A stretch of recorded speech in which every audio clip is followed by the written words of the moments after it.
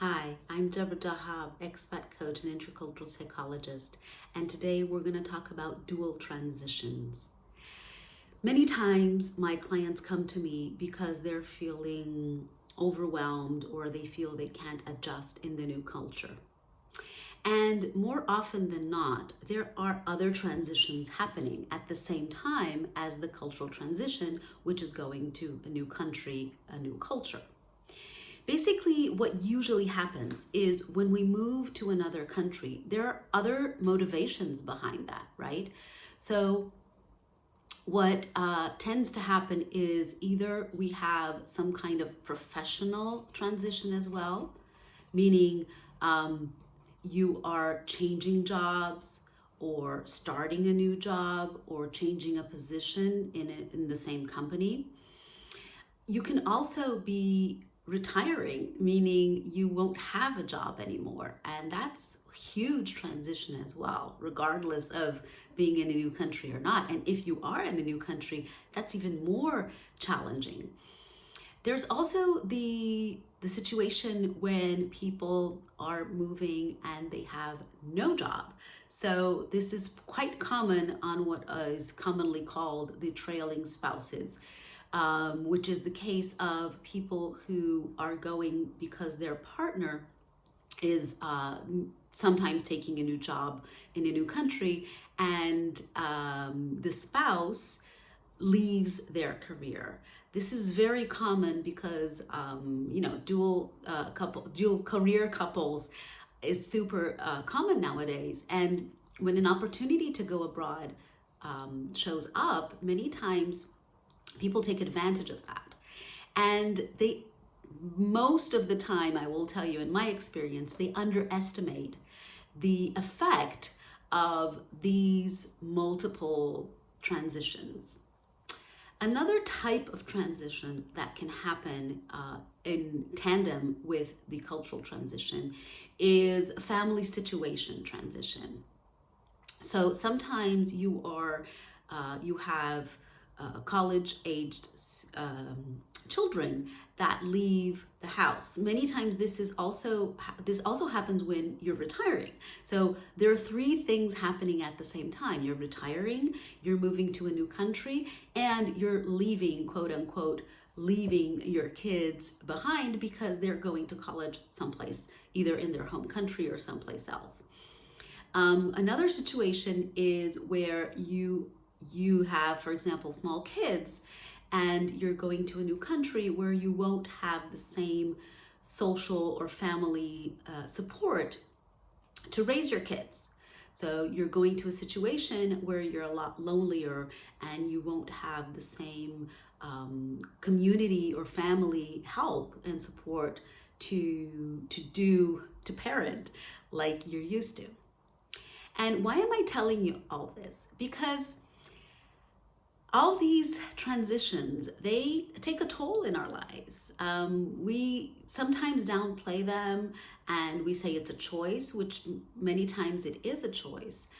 But it's really important to take into account what are the transitions that are going on. Because when we downplay them, we tend to, it's kind of like when we put our feelings under the carpet, and then it starts to mount and mount and mount, and then something happens and we kind of snap and say, I don't want this, or I don't like this place, or I'm not happy here. And what really is happening is that the transitions haven't been completely processed. This is especially common in people who are retiring. And why is this common? Because many times we have this ideal of retirement where we're going to live the life of ease and drink cocktails all day. And for some time, we actually do that. But reality sinks in. And reality sinks in whether you're in a new country or not, to be honest. If you're in a new country, it might even take a little bit longer because you have that phase of being excited about the place. And To be really honest, most of us have an identity linked to our work, to our profession. Think about it. When we meet someone new, what's the first or second thing that people ask you? They will ask you your name and pretty much what do you do? So when you don't have an answer to that question, or when you hesitate, or when you have to rethink that after many decades of working, that can be hard.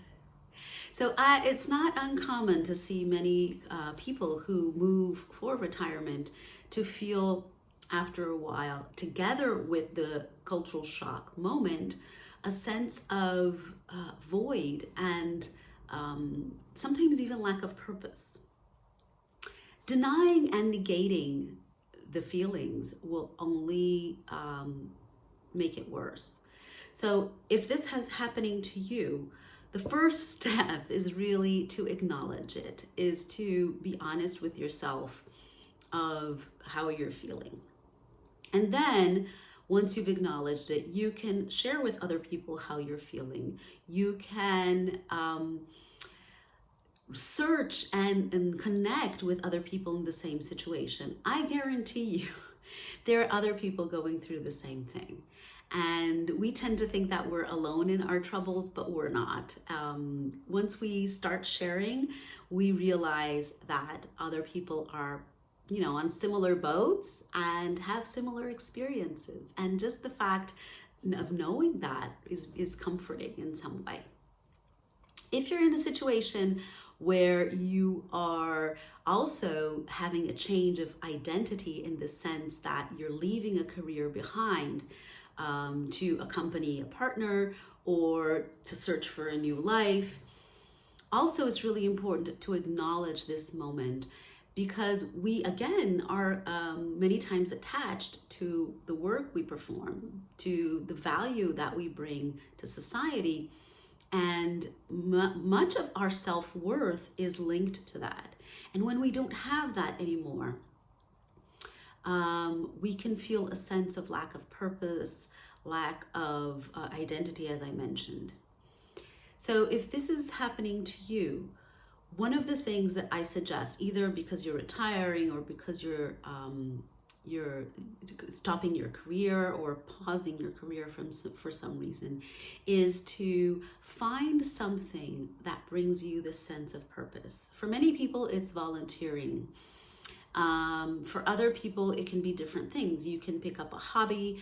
You can start studying something that you never, thought that you'd had the time. This kind of happened with me when I moved last time. I left my corporate life and I dug into psychology, which was a passion of mine, and it led me to where I am here.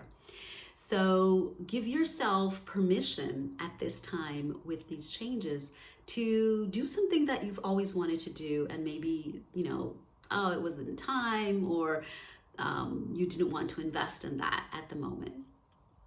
And find a sense of purpose, whatever it is. If it's helping others, if it's studying, if it's taking up a hobby, or dedicating yourself more to a hobby, or creating a business out of a hobby. Find something that makes your heart tick and go for it. And enjoy this phase, because we can get caught up in wanting it to go fast because it's uncomfortable. But things that make us uncomfortable many times are the things that will bring us the best and the most interesting opportunities. I hope this was helpful for you. If you want to get in touch, I work with people one-to-one, expats and expats to be. I also have workshops and group coaching. So check out my website, www.deborah.dahab.com, and you'll get all the info there. Thank you. Bye-bye.